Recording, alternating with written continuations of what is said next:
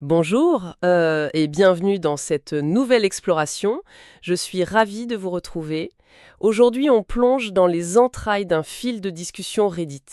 Un fil assez mythique d'ailleurs du sous-forum Database. Oui, le fameux sujet judicieusement intitulé Tales of the Crypt. Bon, l'idée n'est pas juste de se faire peur avec ces cauchemars d'optimisation. Non, le but c'est d'en tirer de vraies leçons d'architecture logicielle. Exactement. Sachant qu'on doit tous, que beaucoup d'entre nous doivent naviguer dans des systèmes très complexes, ces histoires de catastrophes industrielles vont certainement faire écho. Alors, développons un peu ça. C'est un excellent point de départ.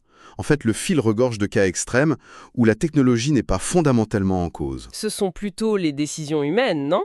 Voilà, les décisions humaines prises en amont qui font dérailler le système.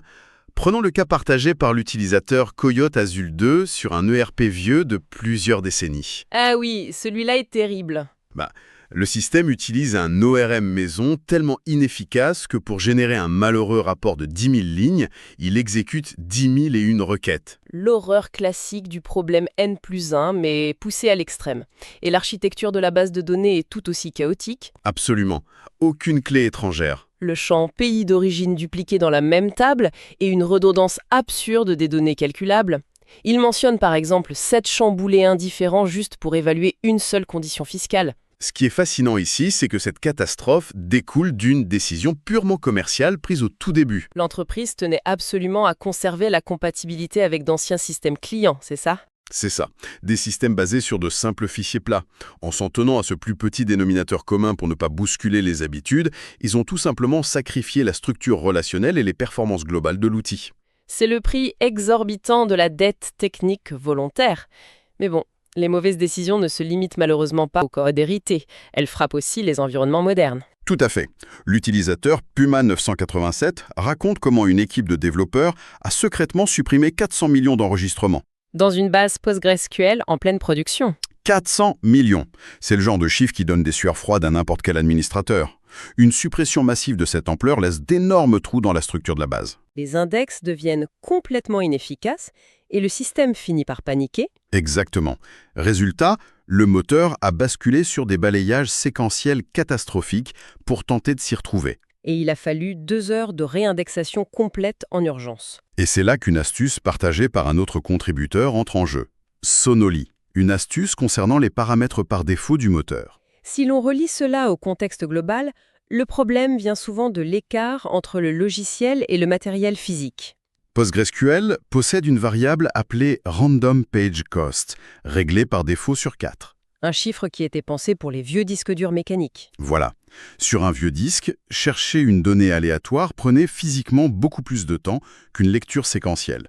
Mais sur des disques SSD modernes, cette pénalité mécanique n'a plus lieu d'être. Donc on modifie la variable? Abaisser cette valeur à 1,1 indique au planificateur de requêtes de privilégier les index.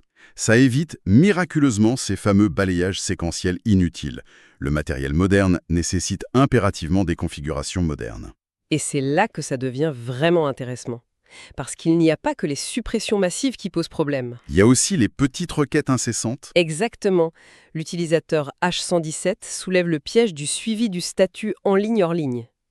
Mettre à jour ce statut de connexion en permanence pour des milliers d'appareils, ça finit par saturer totalement les capacités d'écriture de la base de données. C'est un goulot d'étranglement d'architecture très classique. Vouloir persister un état éphémère à une telle fréquence est intenable pour un moteur relationnel. L'expert synthétise enfin, les solutions discutées dans le fil sont particulièrement élégantes. Mais on peut partitionner les tables par heure ou adopter une stratégie d'insertion pure avec troncature, ce qui évite complètement les verrous liés aux mises à jour. Mais la solution la plus radicale évoquée consiste à se passer de la base de données, en passant aux jetons d'authentification signés, les fameux JWT. En utilisant des JWT, on contourne totalement les requêtes à la base. Le serveur n'a plus besoin d'exécuter une requête lourde pour vérifier le statut de l'appareil, il lui suffit de valider mathématiquement la signature cryptographique. C'est brillant. Alors, qu'est-ce que tout cela signifie dans les faits? Pourquoi, pour ceux qui nous écoutent, est-il si crucial de scruter ces choix d'infrastructure? Parce que bien souvent, la lenteur inexpliquée des applications que l'on utilise au quotidien ne vient pas d'un manque de puissance. Ça vient de ce genre de dette technique ou d'un manque de communication entre les équipes. Tout à fait. L'optimisation, c'est autant une affaire de technique que d'organisation. Ces récits nous rappellent qu'un système informatique hérite toujours des compromis de ses concepteurs. Ce qui amène une ultime réflexion, sachant que de vieilles architectures logicielles totalement obsolètes survivent encore aujourd'hui par simple inertie. Par simple habitude, oui. On peut se demander combien de nos infrastructures critiques modernes, à l'échelle mondiale, reposent secrètement sur un code rafistolé que plus personne ne comprend vraiment. Une pensée qui donne le vertige. De quoi y réfléchir à 2 fois lors de la prochaine panne système mondiale. Merci de nous avoir accompagnés dans cette plongée et à très vite pour une nouvelle analyse.